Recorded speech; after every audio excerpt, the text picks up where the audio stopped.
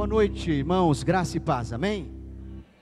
Estamos felizes novamente de estarmos juntos aqui, reunidos, para adorar o Senhor. Antes de estar me dirigindo para o templo, eu orava e, olhando para mim mesmo, eu que estou voltando amanhã, sei que como cada um aqui também, ao iniciar amanhã a semana, temos uma agenda de trabalho, desafios. Falei, Senhor, preciso de sabedoria do Senhor, paciência para dar conta de tudo isso. Mas eu só quero pedir duas coisas nesta noite para o Senhor, em oração. Que o Senhor receba os nossos louvores e fale conosco poderosamente, porque isso será suficiente para que possamos nos agarrar na vitória que Ele já nos concedeu na cruz do Calvário. Glória a Deus. Amados, estamos felizes. E eu falava um pouquinho com a Milena agora e a Josi.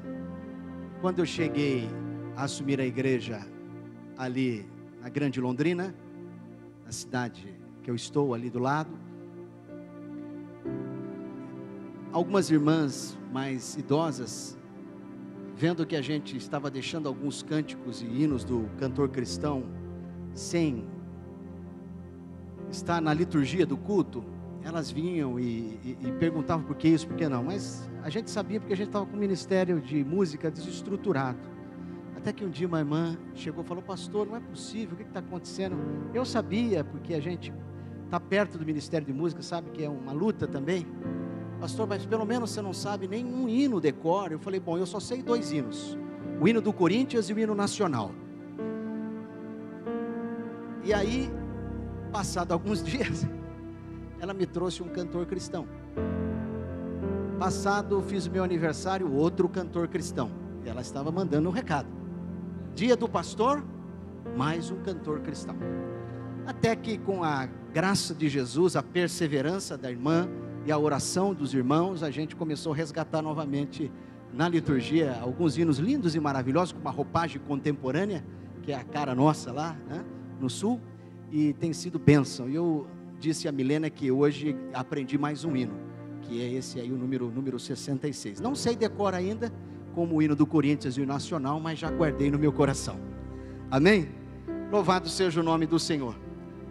Diante do tema que o pastor propôs para nós, mergulhando semana passada, estudando a palavra, eu quero nesta noite, também em oração, pedir ao Senhor que, da mesma forma que falou comigo, também possa falar com os irmãos, que o Senhor nos ajude a poder ser esse instrumento da graça do Senhor nas suas mãos, para transmitir de forma especial aquilo que Ele falou ao meu coração. Amém, irmãos?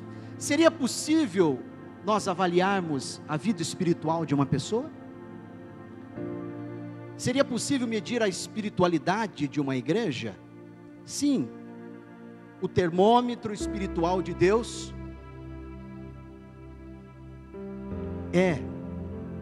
e mede a espiritualidade da nossa igreja, a nossa espiritualidade através da intensidade e da qualidade dos nossos testemunhos, vendo se realmente somos uma igreja cristocêntrica e uma igreja verdadeiramente comprometida com a sua palavra. O termômetro espiritual de Deus sempre está nos avaliando, medindo a espiritualidade do nosso dia a dia. Por isso eu quero convidar os irmãos que abram comigo a palavra de Deus no livro de Apocalipse.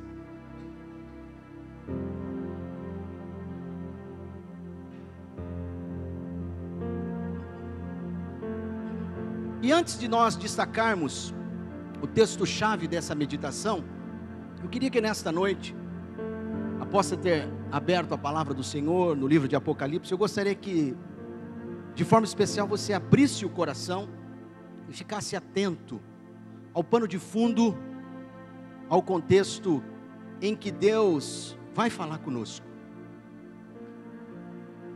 até entendermos o que Deus fala através deste livro para os nossos corações nesta noite. A história já se dava na década de 50 depois de Cristo, e os tempos tenebrosos de perseguição da igreja já estavam começando. O Império Romano já estava vivendo grandes tensões políticas. Então, no ano de 54, Nero chega ao poder. Mas no ano de 64, Nero, querendo fazer uma reforma total na cidade de Roma, com a sua insanidade, ele tem um plano maquiavélico de colocar fogo na cidade de Roma, e sobe até a Torre de Mecenas e contempla aquela cidade em chamas, até vê-la em cinzas. Dos 14 bairros de Roma, 10 totalmente foram devastados pelas chamas. Os outros 4 bairros restantes eram povoados, preste atenção, exclusivamente por judeus e cristãos.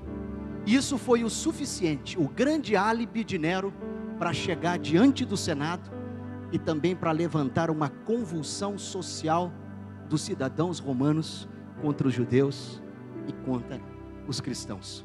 Foi a partir daí que a história então começa a registrar a mais brutal barbárie sanguinária da história contra a igreja cristã. Que triste, irmãos!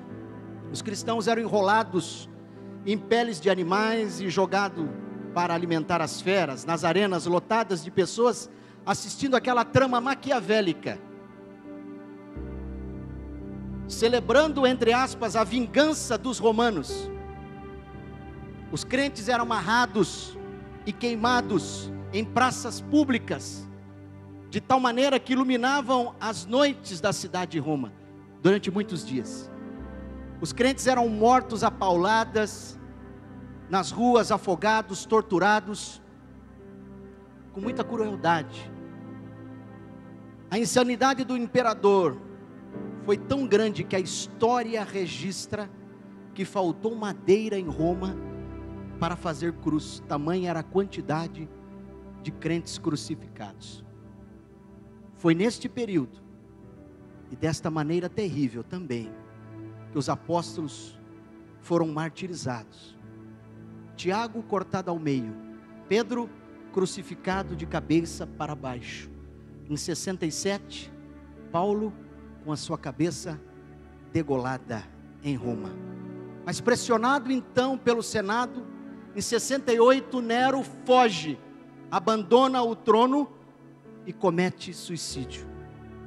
Em 70, um general assume o poder de Roma, no mandato tampão. General Tito Vespasiano, governado também com muita austeridade, destrói Jerusalém mais uma vez e dispersa de uma maneira muito grande dali os cristãos e os judeus em massa. Agora, chegando no ano 86, o imperador que chega ao poder é o imperador Domiciano, considerado o segundo imperador em insanidade, em atrocidades e barbáries, considerado como o segundo Nero pelo poder e a política romana. Foi o primeiro imperador que toma para si o título de Senhor e Deus. Foi um imperador implacável, principalmente contra João, o último sobrevivente do colégio apostólico, até deportá-lo ao exílio da ilha de Patmos. A intenção de Domiciano era calar a voz do último apóstolo de Cristo, decretando sua prisão perpétua naquela ilha. Porém, neste momento, que as portas da terra pareciam se fechar, as janelas do céu se abriam para trazer revelações lindas e preciosas daquilo que estaria acontecendo e ainda há de vir para se completar na vida de todos nós. Glória a Deus. Apocalipse capítulo 1, versículo 1 diz: revelação de Jesus Cristo, a qual Deus lhe deu para mostrar aos seus servos as coisas que brevemente devem acontecer, e pelo seu anjo as enviou, e as notificou a João, seu servo. Foi na ilha de Pátimos, num domingo, que Cristo fala com João de uma forma muito especial, trazendo um recado dos céus, especificamente para 7 igrejas da Ásia, e todos nós conhecemos: Éfeso, Pérgamo, Tiatira, Sardes, Esmirna, Filadélfia e Laodiceia. E também desta forma, de forma especial, traz a nós aqui nesta noite. Apocalipse 1:4 diz: João, as 7 igrejas que estão na Ásia, graça e paz seja convosco da parte daquele que é e que era e que há de vir, e da dos 7 espíritos que estão diante do seu trono. 5 das 7 igrejas, Éfeso, Tiatira, Sardes, Pérgamo e Esmirna, Jesus trouxe elogios, destacando seus frutos, mas também receberam algumas censuras. Uma, somente Filadélfia, recebe elogios por parte de Cristo, mas Laodiceia apenas censuras e críticas. Por isso eu quero que você abra comigo de forma especial o texto-chave desta noite, que está no livro de Apocalipse, capítulo de número 3, do verso 14 ao verso de número 18. Apocalipse, capítulo 3, do verso 14 ao 18, ou podemos ir até o 22.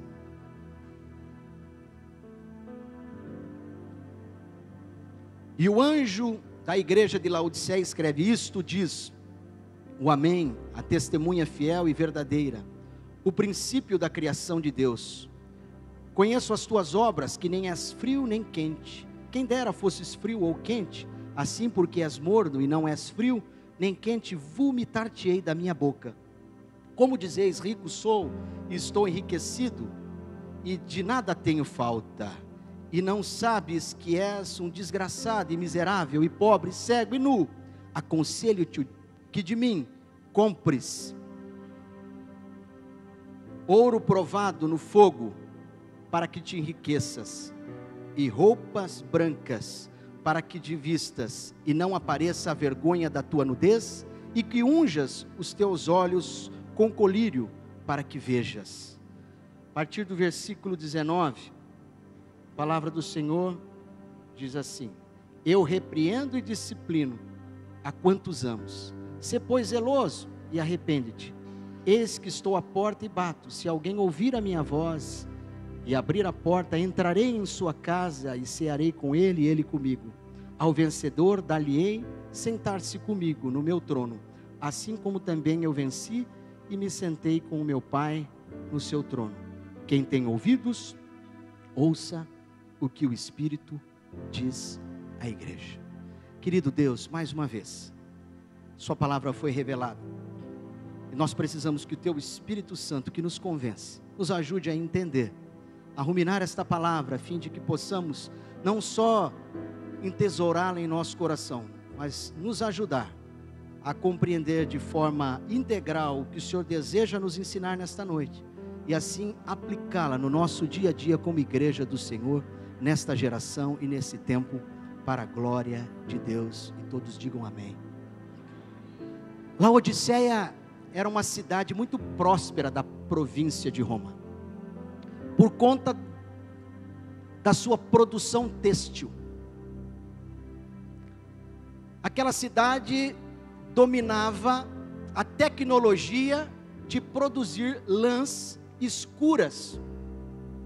Era a especialidade das empresas daquela região de Laodiceia, a produção têxtil, de tecidos com tingimento escuro, lãs negras, dizem os historiadores.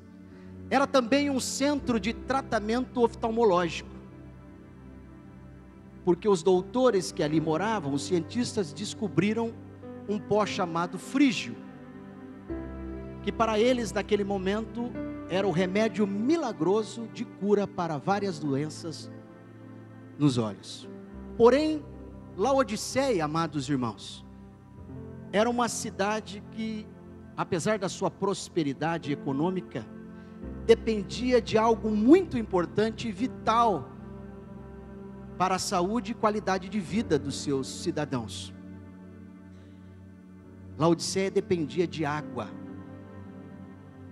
E Laodiceia estava entre a cidade de Herápolis e a cidade de Colossos. A cidade de Herápolis era conhecida como uma cidade turística por conta das suas fontes termais de águas quentes. E Colossos, que se encontrava um pouco mais acima, nas colinas, ali tinha água potável, mas bem gelada. Uma dificuldade que Laodiceia tinha, de qualidade de vida por conta da água, o imperador então autoriza que alguns aquedutos pudessem ser construídos de Herápolis até Laodiceia e de Colossos até Laodiceia. E o que acontece é que a água que chegava de Colossos e a água que chegava de Herápolis se encontrava em Laodiceia e se tornava uma água morna. As águas que banhavam Laodiceia vinham de aquedutos e quando chegavam lá se tornavam água morna. Daí Jesus, de forma brilhante, com a sua sapiência, toma esse referencial geográfico para trazer um recado muito sério de censura àquela igreja, dizendo: vocês são ricos, prósperos, importantes para o mundo por conta da produção que vocês oferecem, mas me causam náuseas. A primeira coisa, irmãos, que começamos a aprender com esse texto é que o que levanta aplausos aqui na terra nem sempre é aprovado no céu. E a segunda coisa é que Jesus diz conhecer as nossas obras, as intenções dos nossos corações. E toda obra inicia-se pela intenção do nosso coração.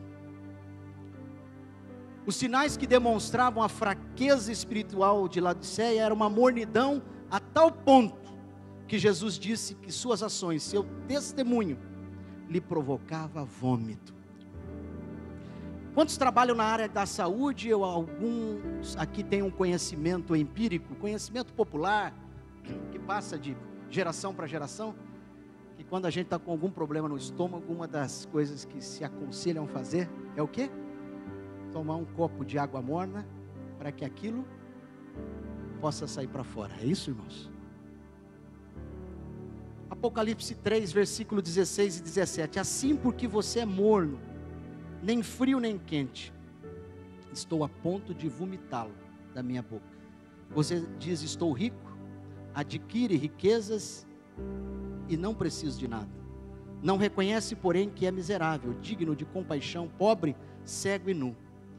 A mornidão espiritual desta igreja revelava a sua indiferença,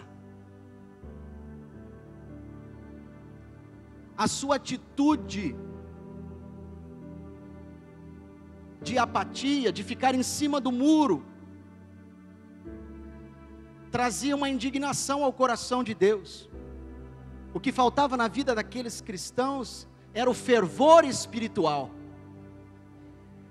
E fervor espiritual nós podemos traduzir também como entusiasmo, grande disposição, que no grego significa cheio de Deus, uma pessoa entusiasmada, disposta, alegre em fazer as coisas para o Senhor e servir a Deus, revela de maneira especial que é uma pessoa entusiasmada, cheia de Deus, cheia de vida para dar. O que faltava naquela igreja era isso, fervor espiritual, alegria em saber e desempenhar o seu papel, reconhecer a sua identidade no reino. Por isso Jesus disse: antes fossem quente ou frio, mas da maneira como vivem, provocam em mim profundamente um enjoo nas minhas entranhas. É possível, infelizmente, amados irmãos, vermos hoje muitas igrejas ricas, bem estruturadas, com muitos patrimônios, mas pobres e cegos espiritualmente, e sem nenhum fervor mais espiritual. Jesus não fala que Laodiceia tinha algum problema doutrinário, algum problema ético. Jesus não fala isso. Ele aponta seu grave defeito, sua mornidão espiritual. É possível que muitas igrejas sejam bem doutrinadas na palavra, pessoas íntegras, que dão um bom testemunho de ética, de conhecimento da palavra, mas falta o fervor espiritual. Fervor espiritual não é sensacionalismo, não é barulho. Fervor espiritual é ter uma vida de contrição, uma vida de santificação, de oração, de celebração. E é isso nesta noite que eu quero destacar alguns pontos com vocês.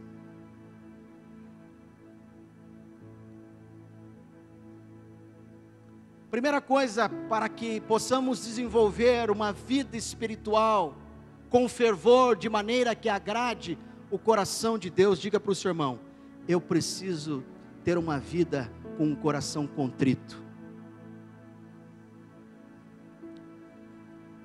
O fervor espiritual começa com a contrição do nosso coração. Um coração contrito é a mesma coisa que termos um coração quebrantado, é ter um coração temente, rendido ao Senhor. Deus não divide a sua glória com ninguém. E há muitas igrejas como a de Laodiceia, que por conta da sua segurança, na sua riqueza, quem sabe está deixando Jesus até mesmo fora dos seus planejamentos. Era uma igreja que se sentia autossuficiente. Quem sabe deixava Jesus para o lado de fora. E a gente percebe isso, porque Jesus fala: eis que eu estou na porta. Vocês estão me deixando para o lado de fora. O culto está lindo, está bonito, está organizado. A tesouraria da igreja nunca teve tão boa como nesses últimos 10 anos. Mas o que falta é o fervor espiritual. Cadê o coração rendido de vocês, que outrora, quando vocês me conheceram, se prostravam diante de mim? Oh, aleluias! A palavra do Senhor diz que os sacrifícios agradáveis a Deus são o espírito quebrantado e um coração contrito. E o coração contrito o Senhor não desprezarás. Aleluia! A palavra quebrantado e contrito significa no grego praotes, um coração domado. E como um domador, ao estar adestrando um cavalo, o Senhor quer adestrar o nosso novo coração, a fim de que possamos estar totalmente rendidos na sua mão.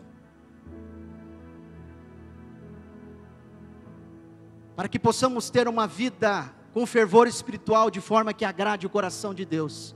Além da contrição, nós também precisamos desenvolver uma vida de mais oração.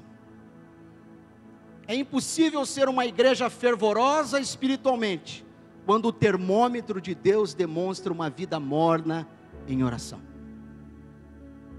Cada dia que passa, os nossos cultos de oração estão mais vazios. Os shoppings estão cheios. Encontramos tempo para tudo, menos para orar. Os crentes vêm para a igreja querendo ouvir uma boa palavra, uma boa música, um conforto, mas não querem e não conseguem orar. Por que precisamos orar, irmãos? Porque Jesus orou. Porque os heróis da fé foram homens de oração. Porque o diferencial que fazia a igreja primitiva permanecer firme, apesar dos confrontos, dos desafios, era que eles tinham uma vida de oração. Nós precisamos orar para não pecar contra Deus. Em 1 Samuel capítulo 12, 23 diz: longe de mim que eu peque contra o Senhor, deixando de orar. Nós precisamos orar para vencermos as tentações.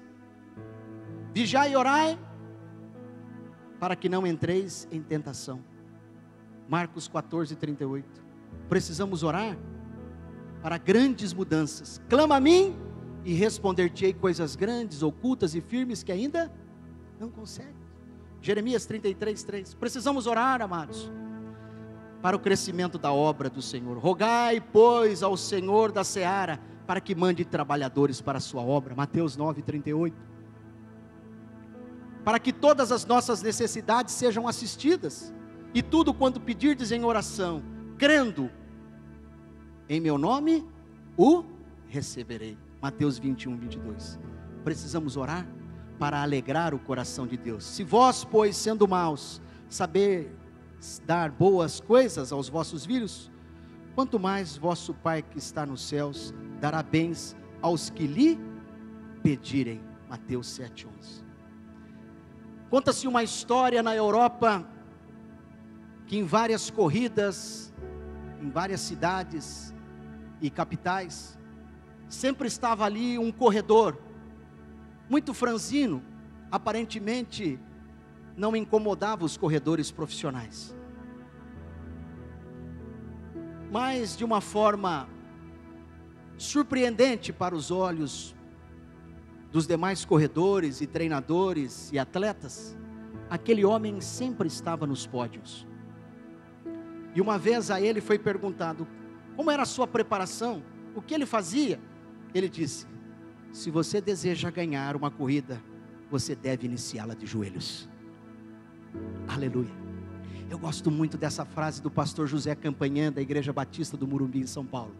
A oração é como um vento, nós não podemos vê-lo, mas podemos sentir os seus efeitos. Aleluia. Amados irmãos, se quisermos nos tornar uma igreja relevante, precisamos ter uma vida de mais oração, a fim de buscarmos e desenvolvermos, exercitarmos o fervor espiritual em nosso coração, em nosso meio. Só tocamos os céus quando estamos de joelho no chão.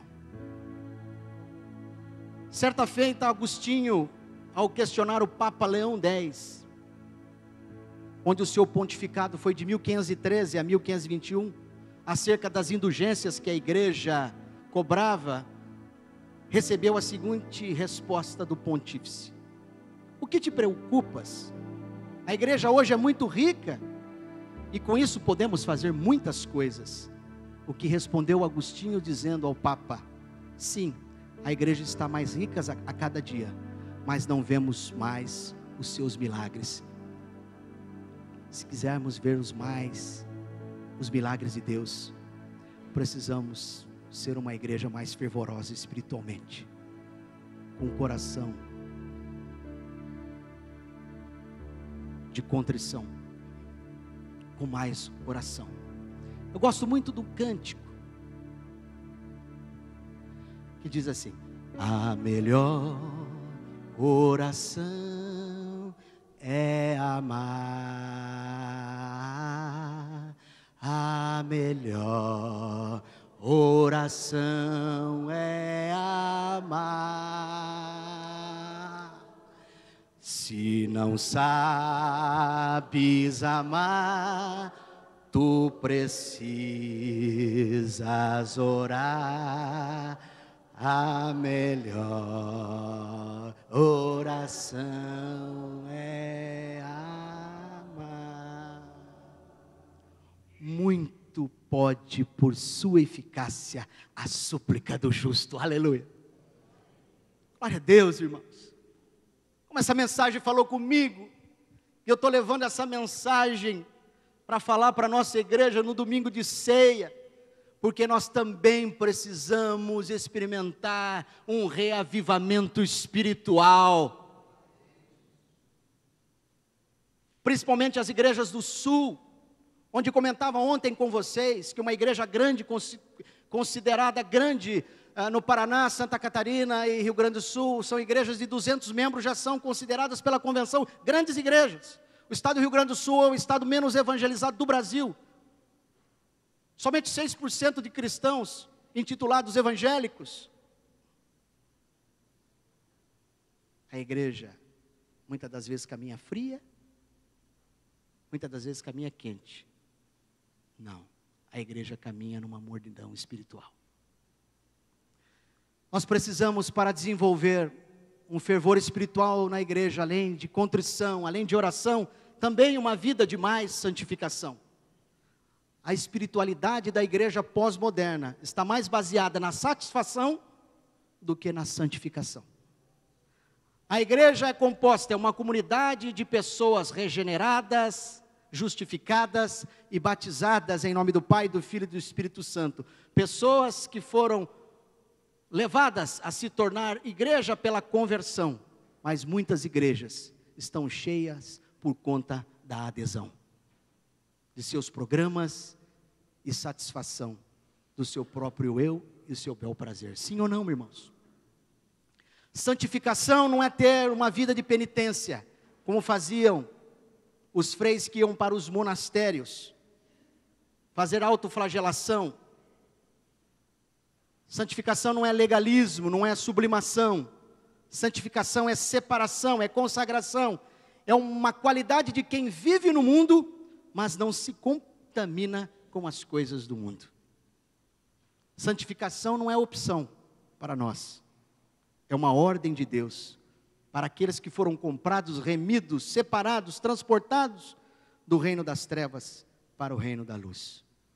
A palavra do Senhor diz: porque eu sou o Senhor vosso Deus, portanto vós vos santificareis e sereis santos, porque eu sou santo, e não vos contaminareis com nenhum réptil que se arrasta sobre a terra, porque eu sou o Senhor que vos fiz subir da terra do Egito, para que eu seja vosso Deus e para que sejais santos, porque eu sou santo. Levítico 11, 44 e 45.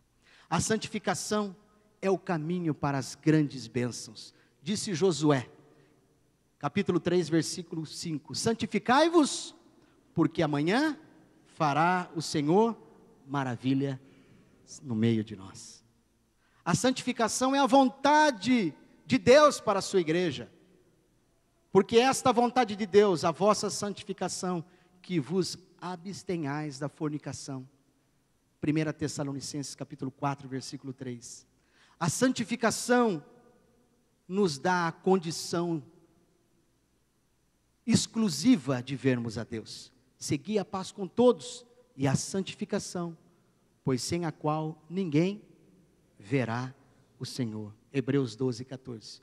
O processo da santificação é uma vida de temor e tremor diante de Deus, e é algo que somente a graça de Jesus pode trabalhar na minha e na sua vida. De sorte que, meus amados, assim como sempre obedecestes, não só na minha presença, mas muito mais agora, na minha ausência, assim também operai a vossa salvação com temor e tremor. Filipenses 2:12. Neste sentido, cabe a nós uma vida de integridade e de humildade, qualidades de um caráter, de um coração que nasceu de novo, uma vida que vai se santificando, onde Deus vai trabalhando na nossa vida dia a dia. Se quisermos desenvolver uma vida e sermos uma igreja de fervor espiritual, de maneira agradável ao coração de Deus, além de desenvolvermos uma vida de mais contrição, de mais oração, de mais santificação, diga para o seu irmão: eu também preciso ter uma vida de contemplação.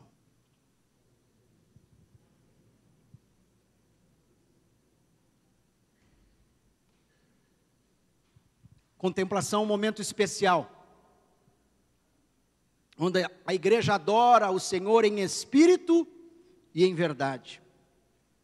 A contemplação é o ato de total entrega do coração.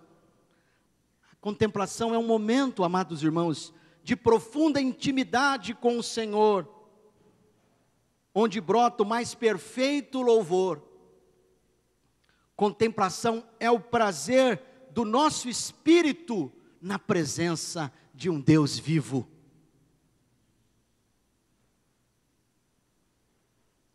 Mas a hora vem, e agora é em que os verdadeiros adoradores adorarão o Pai em espírito e em verdade, porque o Pai procura os tais que assim o adorem.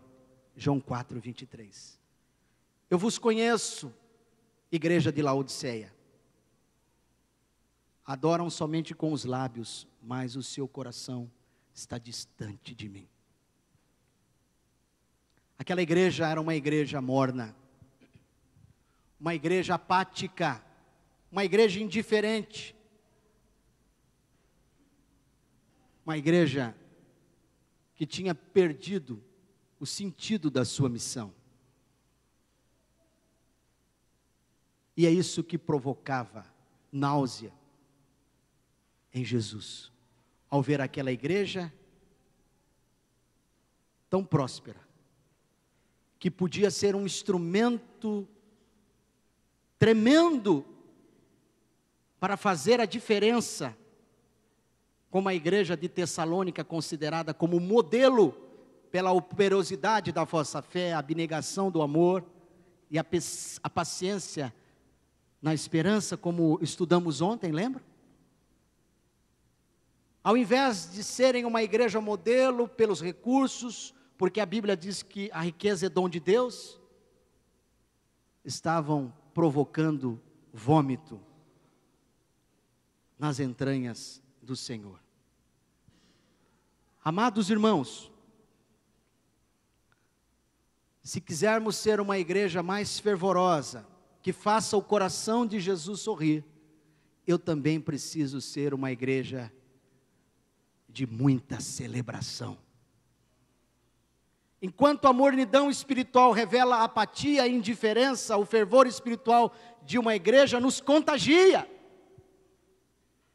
com sua celebração. Celebração é sinônimo de júbilo, de grande alegria. Eis que vos trago boas novas de grande alegria, porque hoje vos nasceu na cidade de Davi, Cristo Jesus, o nosso Senhor. Você pode dar um glória a Deus? Dá um aplauso para Jesus. A Ele a honra, a Ele o louvor, a Ele a glória. Aleluia. Fui pregar numa igreja em outra denominação, e esse pastor é meio batistentecostal, como me chamam lá no sul. Não tem problema, sou celebrativo mesmo, porque o Senhor diz que devemos nos alegrar na presença do Senhor. E convidei a igreja a aplaudir o Senhor, e o pastor saiu lá de trás, e ele mancava assim, tadinho. Ele veio na frente do púlpito, no meio do sermão: nós não aplaudimos aqui não, pastor. Eis que daqui a pouco chega um vereador, representante do prefeito no aniversário da cidade. Ele toma o microfone: vamos ficar em pé e aplaudir a autoridade que representa o prefeito da nossa cidade. Vamos celebrar o Senhor, o Rei da Glória, Jesus, o Filho de Deus, aquele que venceu a morte. A Ele a honra, o louvor e a glória. Celebrai com júbilo ao Senhor, diz a palavra de Deus. O Rei está voltando, o Rei está voltando, aleluia, hosana nas alturas. E essa alegria é fruto do Espírito Santo, de um coração novo. O Salmo 100 diz o que, meus amados irmãos? Abram comigo.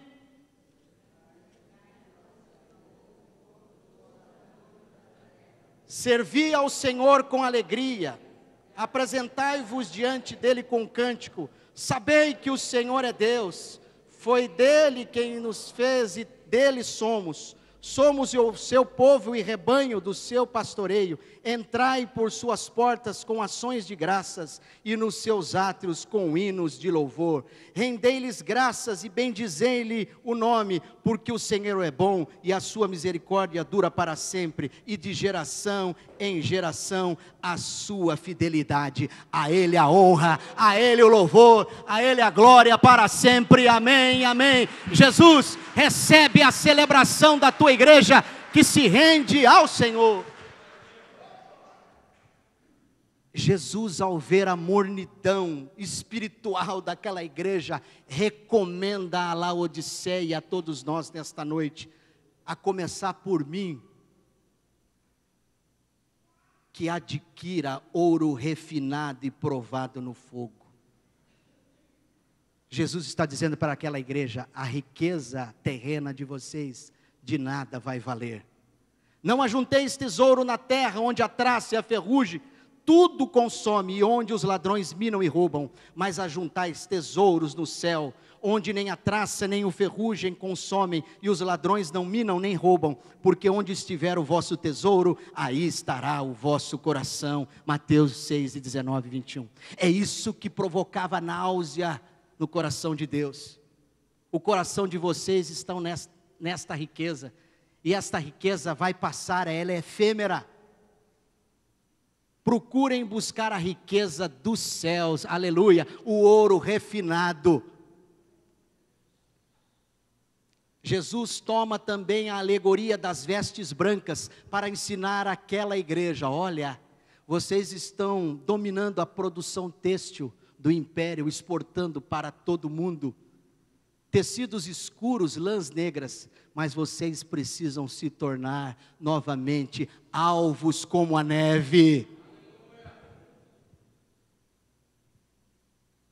E por último, apesar de vocês conhecerem através da ciência esse colírio, e é um centro oftalmológico, vocês precisam adquirir de mim o colírio, para que vocês possam enxergar, e seja os vossos olhos abertos da cegueira espiritual que vocês estão sofrendo.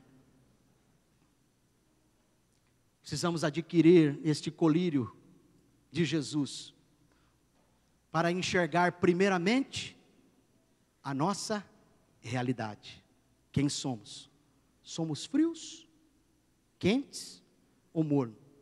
Precisamos adquirir este colírio, para que, além de ver a nossa realidade, também possamos ver de forma clara a grandeza do reino de Deus, e também a nossa responsabilidade de sermos uma igreja com uma saúde espiritual que possa alegrar o coração do Senhor.